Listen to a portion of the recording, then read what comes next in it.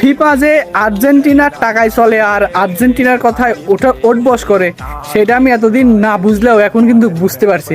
এই যে আমাদের ব্রাজিল, আমাদের 5টা বিশ্বকাপ আছে, আমাদের খেলা 5 তারিখে দিত, তাহলে পুরা লোকজন বুঝতো যে আমাদের 5টা বিশ্বকাপ আছে। কিন্তু না, আমাদের কবে দিল? আর্জেন্টিনা আর মেসির ষড়যন্ত্রে আমাদের খেলা দিল 7 তারিখে, যেন হচ্ছে ওই 7 তারিখ নিয়ে সবাই টোল করতে পারে।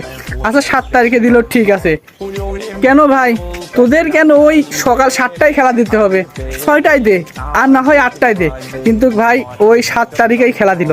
আবার কি হয়েছে, আমাদের ভিনিয়াস জুনিয়রকে ওর 7 নাম্বার জার্সি বলে ইচ্ছা করে 2টা হলুদ কার্ড দিয়ে আমাদের 7 নাম্বার জার্সি ভিনিয়াসকে ওই ম্যাচ থেকে নিষিদ্ধ করে দিল, কোয়ার্টার ফাইনালের ম্যাচ থেকে।